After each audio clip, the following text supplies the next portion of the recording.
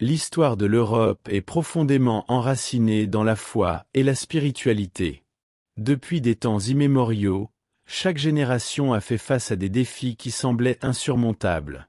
Cependant, la foi en Dieu et la dévotion à la Bible ont façonné une résilience unique parmi les peuples européens. Les conflits, les invasions et les guerres ont sans cesse mis à l'épreuve les frontières physiques et spirituelles du continent. C'est dans les églises et les cultes que les gens ont trouvé refuge et force. Il est fascinant de penser comment le christianisme a agi comme un bouclier invisible, fortifiant les cœurs et guidant les décisions politiques et sociales dans des moments critiques. L'Europe, souvent perçue comme un mosaïque de cultures, partage un lien commun, l'Évangile qui a uni rois, soldats et citoyens ordinaires sous un même but. En temps de tribulation, la foi est devenue la ligne de démarcation entre le désespoir et l'espoir. Par exemple, au Moyen-Âge, lorsque la peste noire a ravagé le continent, le peuple se tournait vers la prière et l'étude biblique pour trouver du réconfort. Les sermons dans les églises n'étaient pas seulement une pratique spirituelle, mais un véritable guide de survie. Le culte, les chants de louanges et les dévotions quotidiennes soutenaient l'esprit en période d'incertitude. C'est précisément cet héritage spirituel qui continue de résonner jusqu'à nos jours. Les jeunes chrétiens à travers l'Europe portent encore en eux cette flamme de foi que tant d'autres avant eux ont entretenue. Dans les moments où le continent semblait au bord de l'effondrement, ce sont ces générations qui, par leur prière et leur adoration, ont apporté de la lumière dans l'obscurité. Et tout comme par le passé, cette même foi pourrait être la clé pour faire face aux défis à venir. Après tout, que nous réserve l'avenir à ceux qui continuent à croire. Zofia Kowalska était une femme ordinaire, une dévote silencieuse qui, au milieu de ses prières quotidiennes, a eu une vision qui allait changer sa vie à jamais. Un après-midi serein, alors qu'elle récitait le chapelet, la Vierge Marie lui est apparue avec une expression qui inspirait à la fois paix et urgence. Le message que Marie avait pour Zofia n'était pas seulement pour elle, mais pour toute l'Europe et d'une certaine manière, pour le monde entier. La Vierge, avec tendresse et sérieux, a confié à Zofia un avertissement concernant des temps difficiles à venir, des temps où la foi serait mise à l'épreuve comme jamais auparavant. Zofia était stupéfaite, mais elle savait que cette vision était un appel divin. Elle avait été choisie pour diffuser ce message, et cela lui faisait aussi peur que cela la remplissait de courage. Dans ses paroles, Marie a averti des dangers que l'éloignement de Dieu pourrait engendrer pour l'humanité, des conflits armés, une famine dévastatrice et des maladies capables de ravager des nations entières. Zofia, dans son humilité, se demandait comment une personne aussi simple qu'elle pourrait porter un tel fardeau. Mais la Vierge l'a rassurée, lui disant qu'à travers la prière, notamment le chapelet, et la dévotion, tout pouvait être inversé. Cette vision, bien qu'impactante, n'était pas une surprise pour ceux qui ont la foi. Dans la Bible, de nombreuses figures ont reçu des avertissements divins, et souvent la délivrance est venue par l'intermédiaire de personnes ordinaires. Ainsi, Zofia Kowalska est devenue un phare d'espoir pour ceux qui croient encore au pouvoir de la prière et de la spiritualité pour transformer le cours des événements. Maintenant, la question qui reste est, l'Europe écoutera-t-elle cet appel, tout comme elle l'a fait par le passé? L'avertissement de la Vierge Marie, reçu par Zofia Kowalska, n'était pas seulement une révélation, mais un cri urgent au cœur de ceux qui avaient encore la foi. Marie a averti que l'humanité marchait sur un chemin dangereux, s'éloignant de Dieu et négligeant les enseignements de l'Évangile. Les conséquences de cette indifférence seraient dévastatrices. L'Europe, en particulier, serait frappée par des conflits qui ébranleraient des nations entières, et la famine se propagerait comme un feu incontrôlable. Les maladies seraient également une conséquence directe de cet éloignement spirituel, apportant souffrance à ceux qui refuseraient d'entendre l'appel divin. Cependant, Marie n'est pas venue seulement pour inspirer la peur, mais pour offrir un chemin de rédemption. La prière, en particulier le chapelet, serait l'arme la plus puissante contre ces dangers imminents. Elle a demandé à ceux qui l'écoutaient de se rassembler dans les églises et chez eux pour prier avec ferveur, demandant l'intercession de Jésus-Christ et de la Vierge elle-même. Pour ceux qui garderaient leur foi intacte, la protection divine serait garantie. L'exemple de Zofia nous montre que même les personnes les plus ordinaires peuvent être utilisées pour transmettre des messages célestes, et que, peu importe la gravité des prévisions, il y a toujours un chemin de retour vers la lumière. Cet avertissement résonne comme un écho des anciennes prophéties bibliques, où Dieu a toujours averti son peuple avant de grandes calamités. Maintenant, le défi réside dans la manière dont l'Europe et le monde répondront à cet appel. Après tout, Marie a clairement indiqué que la conversion et la dévotion peuvent changer le cours de l'histoire, mais l'humanité aura-t-elle la sagesse d'agir avant qu'il ne soit trop tard? L'avertissement de la Vierge Marie, reçu par Zofia Kowalska, n'était pas seulement une révélation, mais un cri urgent au cœur de ceux qui avaient encore la foi. Marie a averti que l'humanité empruntait un chemin dangereux, s'éloignant de Dieu et négligeant les enseignements de l'Évangile. Les conséquences de cette indifférence seraient dévastatrices. L'Europe, en particulier, serait frappée par des conflits qui ébranleraient des nations entières, et la faim se répandrait comme un incendie incontrôlable. Les maladies seraient également une conséquence directe de cet éloignement spirituel, apportant souffrance à ceux qui refusent d'entendre l'appel divin. Cependant, Marie n'est pas venue seulement pour inspirer la peur, mais pour offrir un chemin de rédemption. La prière, en particulier le chapelet, serait l'arme la plus puissante contre ces dangers imminents. Elle a demandé à ceux qui l'écoutaient de se rassembler dans les églises et chez eux pour prier avec ferveur, demandant l'intercession de Jésus-Christ et de la Vierge elle-même. Pour ceux qui maintiendraient leur foi, la protection divine serait garantie. L'exemple de Zofia nous montre que même les personnes les plus ordinaires peuvent être utilisées pour transmettre des messages célestes, et qu'il y a toujours un chemin de retour vers la lumière, peu importe la gravité des prévisions. Cet avertissement résonne comme un écho d'anciennes prophéties bibliques, où Dieu a toujours averti son peuple avant de grandes calamités. Maintenant, le défi est de savoir comment l'Europe et le monde répondront à cet appel. En fin de compte, Marie a laissé entendre que la conversion et la dévotion peuvent changer le cours de l'histoire, mais l'humanité aura-t-elle la sagesse d'agir avant qu'il ne soit trop tard? L'Europe, avec son héritage de foi et de résistance, se présente comme un exemple lumineux pour d'autres nations. Au milieu des siècles de guerre, de révolutions et de crises, elle a maintenu sa spiritualité comme un pilier central, et maintenant, en ces temps d'obscurité mondiale, elle doit à nouveau être une lumière pour le monde. Il ne s'agit pas seulement de pouvoir ou de richesse, mais de persévérer dans la prière, le culte et l'adoration. Les jeunes chrétiens européens ont un rôle vital à jouer, montrant au monde que la véritable force vient d'une foi vivante et vibrante.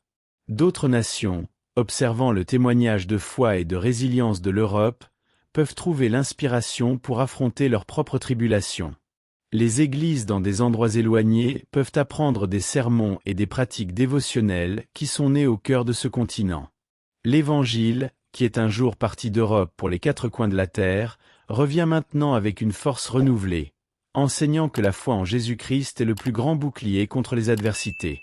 Le message est clair, ceux qui se tournent vers la Bible et prient avec ferveur, comme le fait l'Europe, pourront également résister. Cependant, la question qui demeure est de savoir si d'autres nations auront le courage de suivre cet exemple. L'Europe est plus qu'une référence historique, elle est un phare d'espoir au milieu du chaos, rappelant que la foi collective a le pouvoir de changer le destin d'un peuple. Maintenant, le monde entier se tourne vers ce continent, espérant voir si cette résilience spirituelle continuera d'être une source d'inspiration. La prière, en particulier le chapelet, a toujours été considérée comme un puissant bouclier contre les défis spirituels et physiques que l'humanité doit affronter. En Europe, au milieu de tant d'épreuves, le chapelet s'est démarqué comme une arme puissante pour les fidèles, les connectant directement à la spiritualité et à la protection divine. En temps de conflit, de maladie et de crise, la foi dans l'intercession de la Vierge Marie à travers le chapelet a apporté réconfort et espoir. La prière fervente a le pouvoir d'éloigner le mal, et cette croyance est réaffirmée à chaque témoignage de foi. Les études bibliques et les sermons répètent, sans relâche, que le mal n'a pas de pouvoir sur ceux qui se consacrent à la prière et à l'adoration. C'est à travers ces pratiques quotidiennes que les fidèles européens maintiennent leur connexion avec Dieu forte et inébranlable.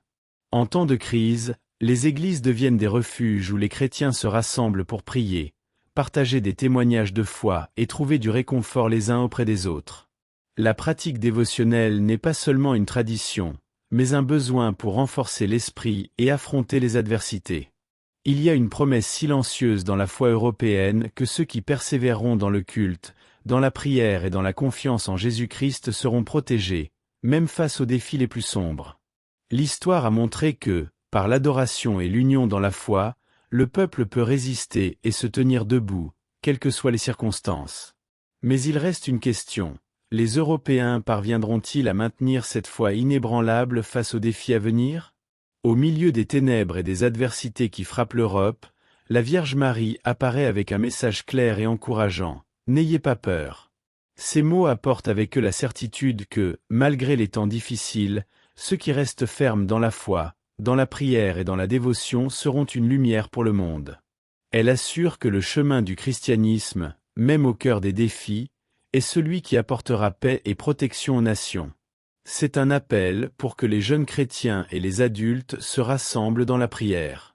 La force de l'Église, du louange et des études bibliques est la clé pour résister au mal et garder l'espoir vivant. Lorsque les tribulations semblent insupportables, c'est dans la prière que le peuple trouve du réconfort, tel un bouclier contre les afflictions menaçant l'avenir de l'Europe. La Vierge Marie rappelle que ceux qui gardent la foi en Jésus-Christ ne sont jamais seuls. Leurs prières seront entendues et exaucées, apportant lumière dans les ténèbres et espoir là où il y avait désespoir. Bien que l'avenir paraisse incertain, il y a une promesse que l'Europe deviendra un symbole de foi et de résilience, un phare d'espoir pour d'autres nations qui affrontent également leurs propres épreuves. Mais cette prophétie dépend de l'action des fidèles. Seront-ils prêts à répondre à l'appel de la Vierge Marie et à maintenir leur foi ferme, quelles que soient les difficultés qui pourraient survenir? La Pologne, comme tant d'autres nations européennes, porte des cicatrices profondes de son histoire, mais le pardon émerge comme un remède puissant. Le message spirituel de Zofia Kowalska ne concerne pas seulement la réconciliation avec Dieu, mais aussi entre les peuples.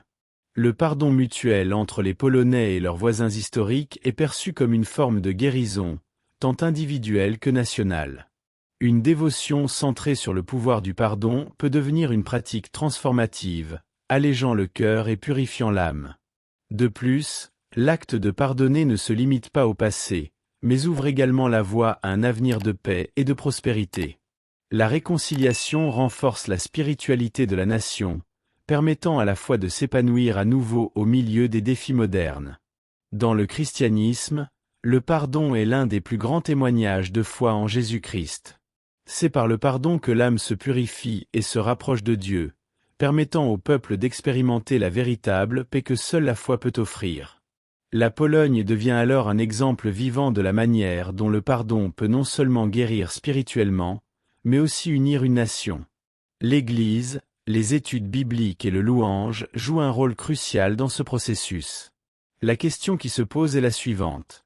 Les cœurs seront-ils prêts à faire ce pas de foi qui, au-delà de restaurer des vies, peut renforcer une nation entière face aux défis à venir? Les symboles religieux ont toujours joué un rôle fondamental dans la protection spirituelle, surtout en temps d'incertitude. Le rosaire, par exemple, n'est pas simplement une suite de perles. C'est un puissant outil de prière qui relie le fidèle à Jésus-Christ et à la Vierge Marie. À chaque « Je vous salue Marie et notre Père », la foi devient une forteresse contre les adversités. En l'utilisant dans les moments de besoin, beaucoup rapportent des expériences transformantes, où ils se sont sentis entourés par la paix et la protection divine. Imaginez une personne faisant face à des défis quotidiens. En récitant le rosaire, elle ne se contente pas de demander de l'aide, mais se renforce dans sa communion avec Dieu et sa foi. Au-delà du rosaire, d'autres icônes sacrées, comme la croix et les images de saints, sont des sources d'inspiration et de protection. La croix, en particulier, est un symbole d'amour et de sacrifice qui rappelle à tous les chrétiens que, même face aux difficultés, la victoire a déjà été remportée grâce à la résurrection de Jésus. La dévotion à ces symboles peut être un moyen efficace d'accroître la spiritualité personnelle et collective. Par exemple, lors d'un culte communautaire, l'incorporation d'icônes religieuses peut créer une atmosphère de révérence et d'adoration, élevant l'esprit des participants. Enfin, Les témoignages de miracles associés à ces symboles sont des rappels puissants que la foi peut déplacer des montagnes. Les histoires de personnes ayant surmonté des maladies, des défis financiers ou des crises émotionnelles grâce à la prière et à la dévotion nous enseignent que, lorsque nous nous tournons vers Dieu avec sincérité, nous pouvons trouver des solutions et une protection. Mais la question demeure, comment chacun d'entre nous peut-il cultiver une connexion plus profonde avec ces symboles et renforcer notre foi? Que chacun soit prêt à faire pour se protéger spirituellement et inspirer les autres à suivre le même chemin. Le message de Notre-Dame, reçu par Zofia Kowalska, résonne bien au-delà des frontières de l'Europe. Il possède une dimension mondiale qui touche des peuples de différentes nations. En adoptant une posture de prière et de conversion, non seulement les Européens, mais tous les chrétiens du monde entier peuvent s'unir dans la quête de paix et d'harmonie. Cette vision nous rappelle que les difficultés rencontrées dans une région peuvent être partagées et comprises universellement, comme une opportunité de renforcer des liens de solidarité entre différentes cultures et religions. Imaginez une communauté dans un pays lointain unissant ses voix en prière, créant un réseau de lumière qui transcende les distances physiques.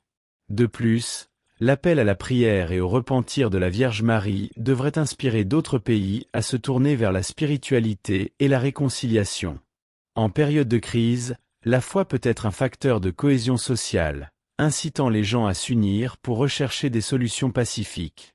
Les pays confrontés à des tensions peuvent trouver dans leur tradition religieuse un chemin vers la guérison et l'unité. Lorsque les citoyens de différentes nations se réunissent pour réfléchir à leurs croyances communes, ils peuvent former une armée d'espoir et de transformation, à l'image des jeunes chrétiens se rassemblant lors de congrès ou de retraites spirituelles pour discuter de leurs expériences de foi. Enfin, la dimension mondiale du message de Zofia ne doit pas être sous-estimée. En inspirant d'autres à s'unir dans la prière, elle peut potentiellement prévenir des tragédies et favoriser une culture de paix. Les témoignages de foi de personnes s'étant unies au nom de l'amour et de la compréhension sont un puissant témoignage de ce que la spiritualité peut réaliser. Ainsi, en réfléchissant à la façon dont cette vision peut impacter votre propre vie et celle de votre communauté, il est essentiel de considérer comment pouvez-vous être un agent de changement dans votre propre nation et contribuer à une vague d'espoir mondial. L'influence des papes européens au cours de l'histoire témoigne du pouvoir de la foi dans la protection des nations. Saint Jean-Paul II, par exemple, est une figure emblématique dont la vie et les enseignements sont devenus un pilier d'espoir et de résilience. Il n'a pas seulement guidé les fidèles en temps de crise, mais a également encouragé les jeunes à approfondir leur spiritualité et à trouver de la force dans leur foi. Dans les moments d'épreuve, ces paroles résonnaient toujours « N'ayez pas peur ». Ce message a profondément résonné lors de la chute du communisme en Europe de l'Est, lorsque la foi est devenue un symbole de résistance et d'union. De plus, l'intercession des papes joue un rôle crucial dans la protection spirituelle des nations. La prière et la dévotion, comme la consécration de la Pologne au Sacré-Cœur de Jésus, sont des exemples concrets de la façon dont la foi se manifeste en actes d'adoration et de louange. Lorsque les nations se tournent vers les leaders spirituels en quête de guidance, c'est un signe que la spiritualité est perçue comme une source d'espoir en temps d'incertitude. L'Église catholique s'est efforcée de promouvoir l'unité entre les nations, inspirant des mouvements de solidarité et de compassion entre les peuples, en particulier en période de crise. Ainsi, l'héritage des papes continue d'impacter la vie des chrétiens en Europe et dans le monde entier. Avec la vision de Notre-Dame à l'esprit, il est essentiel que les leaders religieux s'unissent autour de la mission de promouvoir la paix et l'harmonie. En réfléchissant au rôle des papes, il appartient à chacun d'entre nous de considérer comment nous pouvons appliquer leurs enseignements dans nos propres vies. Quelles pratiques dévotionnelles et quels actes de charité pouvons-nous intégrer dans notre quotidien pour contribuer à un monde plus solidaire et spirituel? En période d'épreuve, l'appel au service et à la charité devient encore plus urgent. Le christianisme nous enseigne que servir notre prochain est une manière de vivre notre foi au quotidien, et cela est particulièrement vrai lorsque le monde qui nous entoure fait face à des difficultés. Les communautés qui s'unissent pour aider les plus démunis, comme ces jeunes chrétiens qui organisent des campagnes de collecte et de distribution de nourriture, montrent que la spiritualité n'est pas seulement une pratique personnelle, mais une mission collective. Cela aide non seulement ceux qui traversent des moments difficiles, mais renforce également les liens de solidarité et de compassion entre les membres de la communauté. Les témoignages de foi émergent souvent de ces actes de charité. Des histoires de personnes qui ont surmonté des adversités grâce à l'amour du prochain sont inspirantes et encouragent d'autres à agir. Imaginez un groupe de jeunes dans votre église locale qui, en réponse à une crise des réfugiés, s'organise pour collecter des vêtements et de la nourriture. En étant témoins de cette action, d'autres se sentent motivés à s'impliquer, créant ainsi un cycle de générosité qui reflète la véritable essence de l'Évangile. Chaque petit geste de bonté devient alors une expression de l'adoration envers Jésus-Christ, manifestant la lumière de la foi dans un monde qui semble souvent plongé dans les ténèbres. Enfin, la charité nous enseigne l'importance de regarder au-delà de nous-mêmes. Lorsque nous pratiquons le service à autrui, nous répondons non seulement aux besoins de ceux qui souffrent, mais nous nous connectons également plus profondément à l'essence même du christianisme. L'amour inconditionnel, tel qu'exemplifié par le Christ, nous inspire à rechercher des solutions créatives pour aider notre communauté. Que pouvons-nous donc faire pour mieux servir notre prochain? Quelles initiatives pouvons-nous soutenir ou commencer dans nos communautés pour favoriser cette culture de don et d'empathie, créant un avenir plus plein d'espoir et uni? Les apparitions de Notre-Dame tout au long de l'histoire européenne sont des jalons significatifs qui précèdent souvent des moments de grande épreuve. Depuis la célèbre apparition à Lourdes, en France, jusqu'à Fatima, au Portugal, chaque événement véhicule un message qui résonne profondément dans la spiritualité collective du continent. Ces rencontres avec la Vierge Marie ne sont pas de simples récits de foi, ce sont des invitations à la réflexion et à la conversion, qui nous enseignent qu'en temps de crise, il y a toujours un appel à retourner sur le chemin de la spiritualité. À travers ces apparitions, la mère de Jésus devient un phare d'espoir, rappelant aux fidèles l'importance de la prière, de la louange et de la dévotion. Ces moments sacrés ont non seulement apporté réconfort aux fidèles, mais ont également provoqué des changements sociaux significatifs. Par exemple, le message de Fatima a alerté sur la nécessité de prière et de conversion, surtout en temps de guerre. Cela démontre que la spiritualité est une force puissante capable de transformer la société. Les témoignages de personnes qui se sont converties après avoir fait l'expérience de l'intercession de la Vierge Marie révèlent l'impact profond de ces apparitions. Elles inspirent beaucoup à se rassembler lors de cultes et d'études bibliques, créant ainsi un réseau de soutien spirituel qui dépasse les frontières géographiques.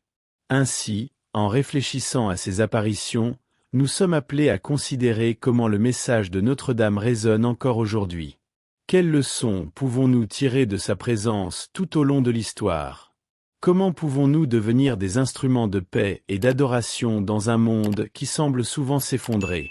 En nous unissant dans la prière et la foi, en suivant l'exemple des générations passées, nous pouvons véritablement faire partie d'une nouvelle histoire d'amour et d'espoir, même face aux adversités qui se présentent.